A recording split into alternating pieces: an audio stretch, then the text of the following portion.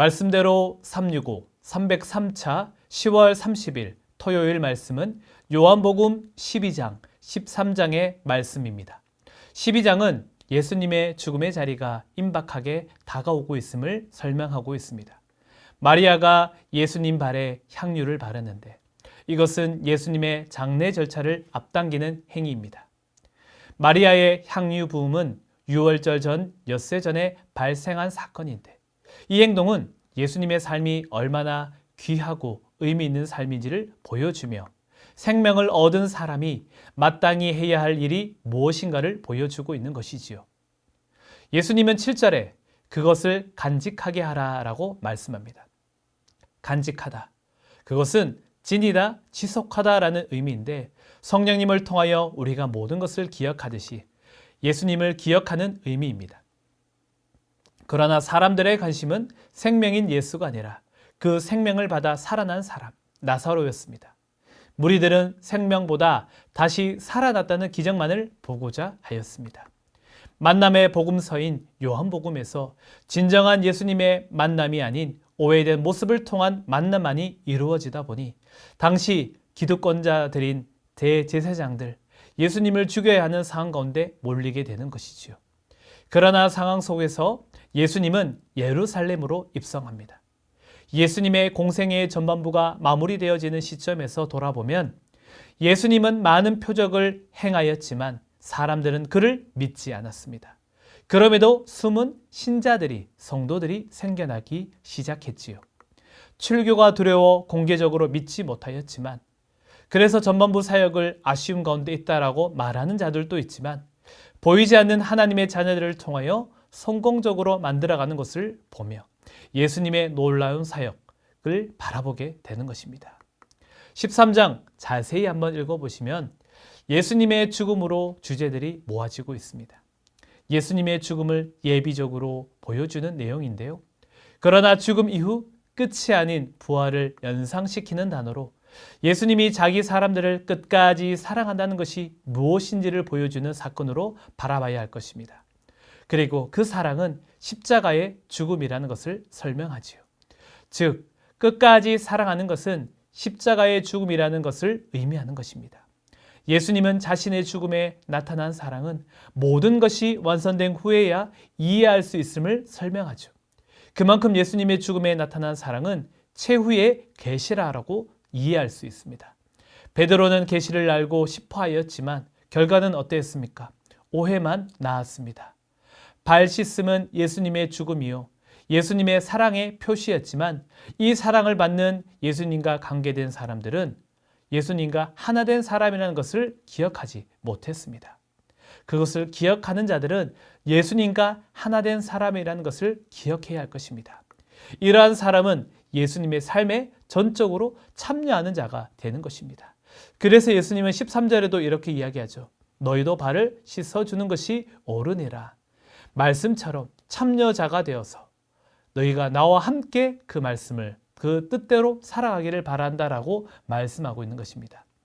종은 주인을 따를 수밖에 없고 제자도 선생을 따를 수밖에 없습니다.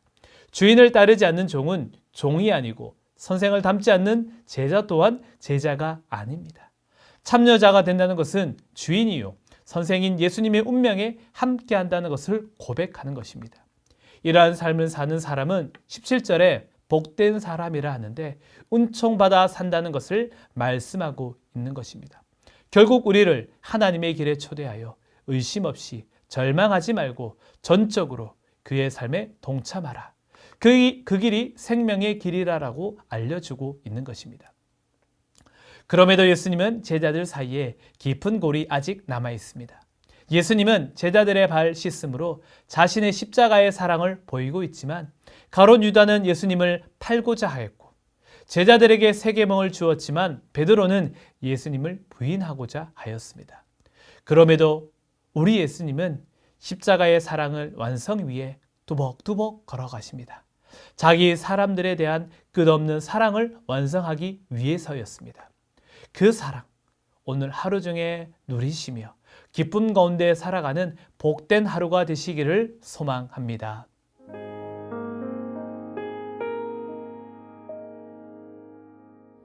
10월 30일이 되었습니다. 오늘은 요한복음 13장 34절 35절을 같이 읽도록 하겠습니다. 계명을 너희에게 주노니 서로 사랑하라. 내가 너희를 사랑한 것 같이 너희도 서로 사랑하라. 너희가 서로 사랑하면 이로써 모든 사람이 너희가 내 제자인 줄 알리라. 아멘. 여러분, 아주 오래전에 교복을 입고 다니던 때가 있었죠. 물론 요즘도 교복을 입습니다마는 그 당시의 교복하고 지금 교복은 의미가 많이 다르다고 생각합니다. 당시에는 일체 사복이 허락되지 않았죠. 모두가 의무적으로 교복을 입고 또 그 학교의 배지를 이 가슴에 붙이고 다녔습니다. 그런데 열심히 공부를 해서 좋은 성적을 가지고 소위 명문 고등학교, 명문 대학교라고 하는 곳에 들어간 학생들은 자랑스럽게 교복을 입고 배지를 붙이고 다녔습니다. 그러나 그렇지 못한 학생들은 그 반대의 마음이 아니었겠습니까? 당시에는 고등학교뿐만 아니라 대학교도 교복을 입기도 했는데 아마 우리 성도님들 중에도 그런 경험을 하신 분들이 많이 계실 것입니다. 그런데 여러분, 이 교복이나 배지의 의미는 무엇일까요? 그것을 입거나 달고 다니면 사람들이 저 사람이 어느 학교 학생이구나 하는 것을 알게 되죠. 자신이 누구인가를 드러내 보이는 표식이라고 하겠습니다. 그런데 예수님께서 제자들에게 배지를 붙여주신 것을 아십니까? 예수님께서 제자들에게 붙여주신 배지는 다른 게 아니라 사랑이라고 하는 것이었습니다. 이걸 보여주는 것이 바로 오늘 본문이죠. 계명을 너희에게 주노니 서로 사랑하라. 내가 너희를 사랑한 것 같이 너희도 서로 사랑하라. 너희가 서로 사랑하면 이로써 모든 사람이 너희가 내 제자인 줄 알리라. 자신이 예수 그리스도의 사람이라는 걸 무엇을 통해서 나타내느냐? 사랑이라는 겁니다. 너희가 서로 사랑하면 다른 사람들이 그걸 보고 저 사람들은 예수님의 사람이구나 이렇게 알 것이다. 그러니 사랑이 그리스도인의 배지라고 할 수가 있겠습니다. 그런데 여러분, 이 배지를 붙이고 다니는 것은 앞에서도 언급한 것처럼 자랑스럽기 때문이라고 그랬죠. 그래서 좋은 학교에 다니는 학생들은 그 배지를 자랑스럽게 붙이고 다닌다고 그랬습니다. 그런데 만약 그 교복이나 배지로 인해서 드러나게 될 자신의 신분이 사람들 앞에 수치스러운 것이라면 그걸 달고 다닐까요? 그렇지 않을 것입니다. 그 배지를 다 떼고 자신의 신분을 숨기려고 하지 않겠습니까?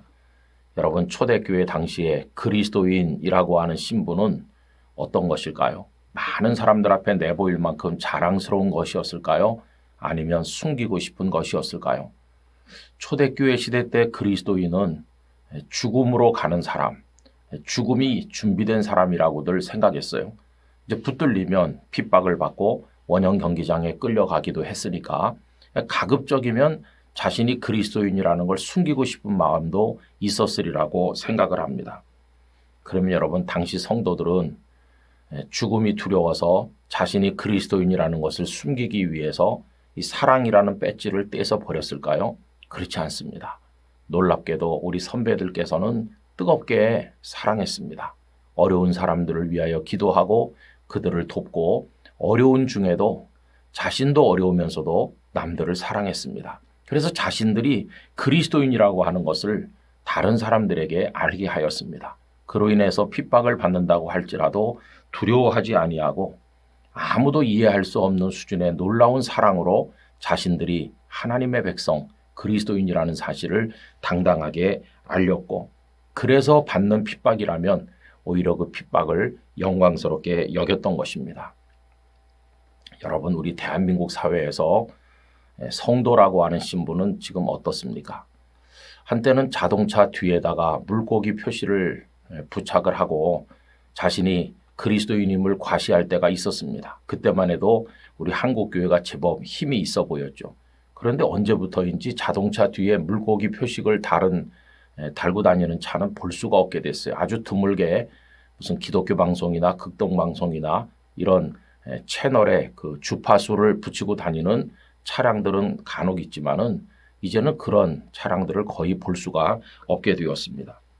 어떤 면으로 보면은 다 숨기고 싶어 하는 게 아닌가. 직장에서도 특별히 코로나 이후에 기독교인이라고 하는 걸 드러내지 못하는 그런 분위기들이 형성이 되면서 사람들은 자신이 주님의 사람인 걸 숨기려 한다는 이야기도 듣고 있습니다. 정말 슬픈 이야기가 아닐 수 없어요. 그러나 여러분, 우리는 사랑의 배지를 붙여야 됩니다. 지금까지 역사 이래로 사랑의 배지는 없었어요. 대개 보면 계급장, 그리고 자신이 입은 군복에 화려한 훈장들을 붙여서 자기 위세를 떨치거나 이런 것들이 있었지만 사랑으로 배지를 삼는 일은 예수님 이전에는 없었던 것입니다. 우리 성도들은 이 세상 속에서 사랑을 실천해야 되겠습니다. 서로 사랑하면서 사랑의 배지를 붙이고 세상 사람들이 붙이지 못한 이 배지를 통해서 우리가 그리스도인이다 하는 것을 온 세상에 알려야만 될 것입니다. 여러분, 초대교회 성도들이 사랑의 배지를 붙이고 살았는데 그래서 다 죽었나요? 아니요. 몇백 년이 지나니까 결국 로마는 그 사랑 앞에 무릎을 꿇게 되지 않았습니까? 오늘 대한민국 사회 안에서도 목소리를 높임으로써 승리하는 게 아니라 우리가 다 서로 사랑함으로써 세상을 감동시키고 변화시킬 수 있을 것입니다. 이 영상을 함께 하시는 모든 분들이 사랑의 삶으로 배지를 붙이는 경건한 성도가 되기를 간절히 원합니다. 아버지 하나님, 예수님께서는 저희들에게 사랑의 배지를 붙여주셨고 이를 통해서 사람들이 너희가 내 제자인 줄 알 것이라 말씀하셨습니다. 저희들이 서로 사랑함으로 오늘 이 세상 속에서 그리스도인임을 드러내게 하시고 이로 인하여 많은 사람들을 감동시키는 열매를 얻게 해 주시옵소서. 예수님의 이름으로 기도하옵나이다. 아멘.